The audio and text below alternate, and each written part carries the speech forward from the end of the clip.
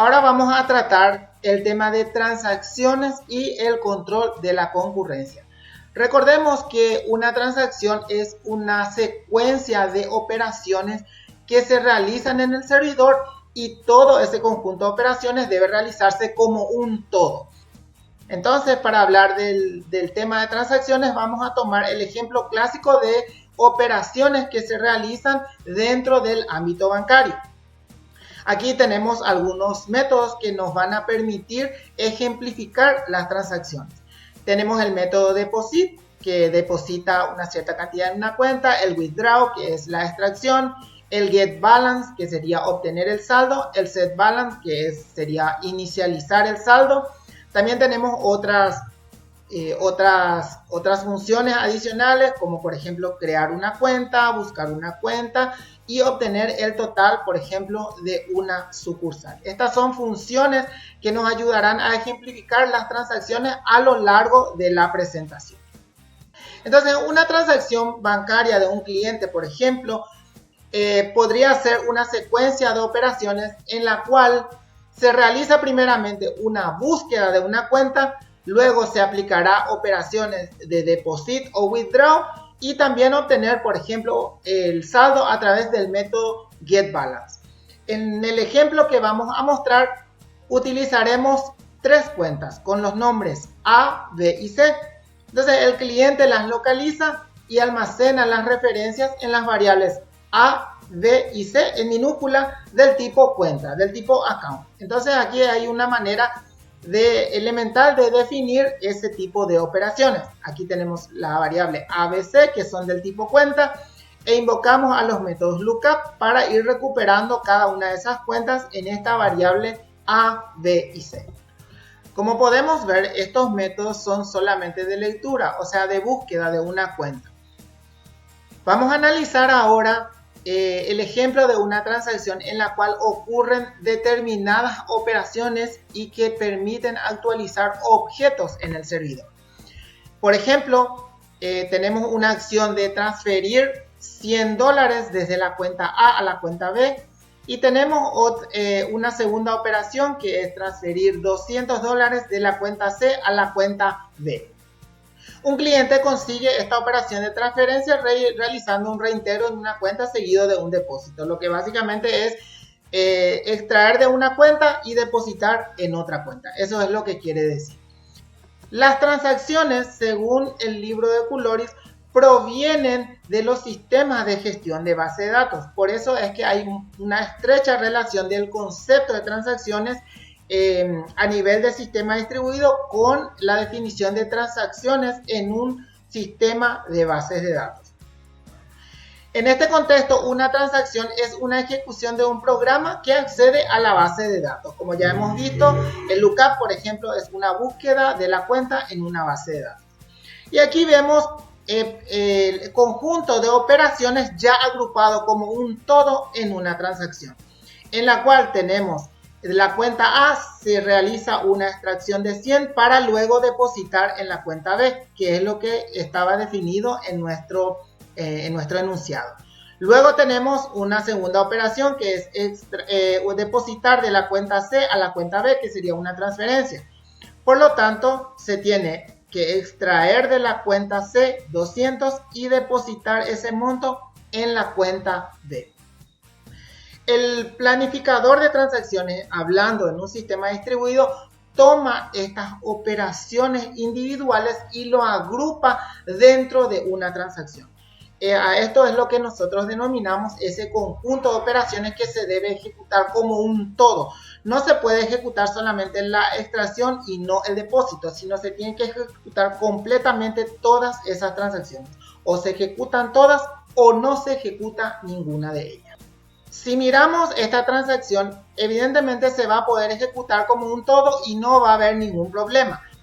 Pero ¿qué pasaría si tuviéramos una segunda transacción que también está queriendo operar con una de esas cuentas? Entonces tenemos una concurrencia de transacciones, dos transacciones que están queriendo acceder a un mismo recurso, en este caso a la cuenta B, haciendo operaciones diferentes. En una se quiere hacer un depósito y en la otra se quiere hacer una extracción. Entonces, Ante la presencia de la concurrencia de varias transacciones queriendo acceder a múltiples objetos compartidos, entonces las transacciones deben cubrir dos aspectos o debe contemplar dos aspectos de atomicidad que ya comentamos anteriormente. Primeramente, la característica de todo o nada. O se ejecuta completamente todas las operaciones y se registran los resultados en una memoria permanente, o no se ejecuta ninguna de ellas. Es decir, si falla, se aborta deliberadamente y no tiene ningún efecto en esas variables. El efecto todo o nada tiene dos aspectos en sí mismo. Primeramente, la atomicidad de fallo. Los efectos son atómicos aun cuando exista ruptura del servidor. Recordemos, en el capítulo número 2 habíamos hablado sobre el modelo de fallos y cuáles son las posibles causas por las cuales se podría romper un servidor. Entonces, si un servidor se rompe por A o B motivo, todas las transacciones que se hayan realizado ahí deben ser atómicas, es decir, o se ejecutó completamente o hay que abortar completamente ante un fallo. El otro aspecto es la durabilidad, como ya hemos mencionado. Si después de la transacción se ha realizado completamente todas las operaciones, todos los resultados o los efectos sobre esos objetos deben almacenarse en un repositorio permanente. Repositorio permanente o almacenamiento permanente significa archivos que se mantienen en disco en algún soporte que permitan sobrevivir incluso ante rupturas del servidor. Es decir, cuando el servidor se corrompe, esos datos o esos objetos deben poder recuperarse con cualquier otro servidor, por ejemplo, un servidor de respaldo. El otro aspecto de la atomicidad es el aislamiento, que ya comentamos también. Cuando tenemos varias transacciones que se están ejecutando de manera concurrente, una transacción es completamente invisible a la otra. Cada transacción debe realizarse sin interferencia de otras transacciones. Es decir, una transacción asume como que no existen otras transacciones y va progresando en la ejecución de las operaciones. Finalmente, las transacciones pueden venir dadas por parte del middleware. Es decir, el middleware proporciona algo así como un planificador de transacciones en las cuales va de alguna manera ordenando esas secuencia de operaciones de tal manera que esas operaciones no interfieran entre sí y en el caso de que hayan interferencias establecer algún mecanismo de arbitrio o de acceso a ese recurso compartido. En el contexto del middleware, por ejemplo, una transacción se aplica a objetos recuperables y está pensada para ser atómica. Vamos a ver lo que significa que un objeto sea recuperable. Para dar soporte al requisito de atomicidad de fallo, los objetos deben ser recuperables. Ante una caída inesperada del servidor, ya sea por un error de hardware, por ejemplo, una ruptura del procesador, un fallo en la conexión o un error de software, por ejemplo, un desbordamiento de memoria, etc. Los cambios debidos a todas las transacciones completadas deben estar disponibles en almacenamiento permanente de tal manera a levantar un nuevo proceso y que este proceso pueda acceder a estos objetos. En el contexto de las bases de datos, por ejemplo, existen estrategias que permiten a los objetos poder soportar esta recuperabilidad ante una caída inesperada del servidor. Por ejemplo, una estrategia es ir guardando las modificaciones parciales de cada objeto hasta que el servidor haga commit, suponiendo que se va guardando versiones del objeto y justo en ese momento se rompe el servidor, es posible recuperar todas las modificaciones y persistir en un almacenamiento permanente. Por ejemplo, en la base de datos Oracle se implementa la estrategia Flash Recovery que permite algo así como guardar el log de las modificaciones de un objeto de tal manera que si ocurre un fallo se pueda recuperar toda la historia de ese objeto. De la misma manera en Postgres, por ejemplo, está la estrategia Archiving, en otras bases de datos, por ejemplo, le denomina Flashpoint, etc. Entonces siempre se da soporte a estos objetos de tal manera que puedan ser recuperables ante una caída inesperada del servidor. Entonces, cada vez que un servidor reconoce la finalización de una transacción hablando en términos de base de datos, sería el commit de una transacción. Todos los cambios de esa transacción deben ser registrados en almacenamiento permanente.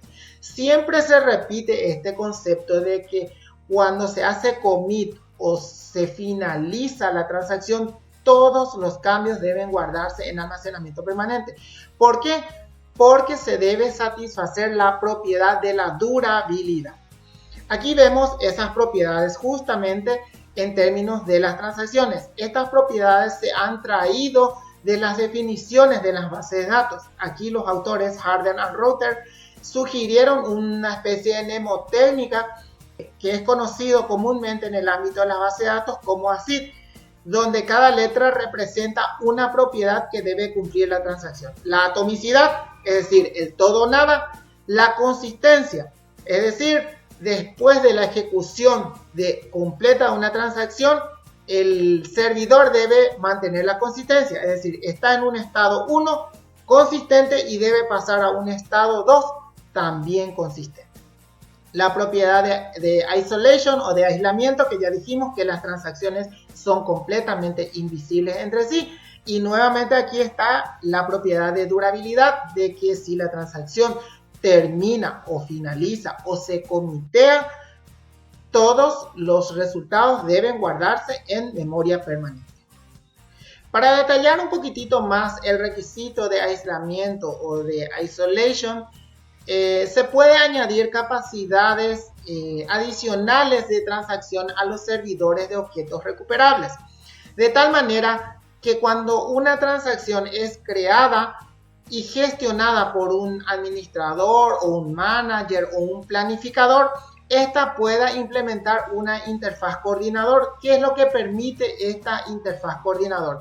Permite decirle a la transacción en qué momento empieza, en qué momento termina y si hubo algún fallo, en qué momento debe abortarse completamente.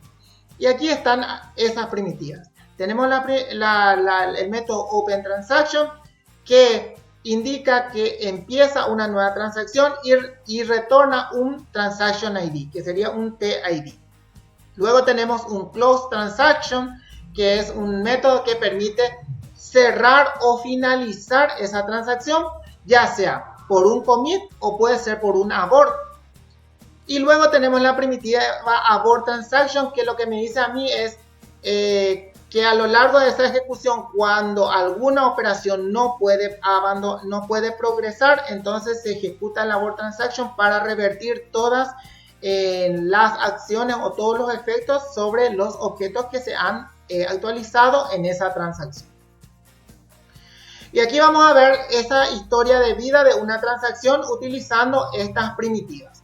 Por ejemplo, cuando la transacción termina con éxito, lo que se hace es abrir la transacción, se realizan todas esas operaciones. Por ejemplo, aquí puede ser la extracción de la cuenta, el depósito de la cuenta, la verificación del saldo, etc. Luego termina y se cierra la transacción. Entonces, la historia de vida de la transacción termina en exitosa cuando se abre y se cierra la transacción sin ningún problema. Luego tenemos la transacción que es abortada por el cliente. Entonces se abre una transacción, se realiza el conjunto de operaciones y llega un momento en que una operación no puede avanzar, por ejemplo, ya sea porque la variable se ha bloqueado, porque hubo una ruptura o lo que fuese. Entonces se invoca a la primitiva abort transaction para deshacer todas las operaciones que se han realizado anteriormente. Este aborto lo realiza el cliente. Luego tenemos el aborto ocasionado por el servidor. Entonces tenemos aquí un open transaction, se realizan todas las operaciones y luego llega algo así como una bandera, una información, un flag desde el servidor que nos dice que se debe abortar la operación. Este abortar operación puede ser por una falla propia del servidor, por ejemplo una ruptura, un fallo de memoria, una caída del servicio, etc. Por lo tanto, se envía un flag o una bandera o un mensaje de error que es reportado al cliente. Y así vemos entonces todas las posibles historias de una transacción en la cual nos permite a nosotros abrir una transacción, cerrar exitosamente una transacción o En el caso de que no pueda progresar la transacción, abortar y revertir todas las operaciones que se han realizado en esa transacción.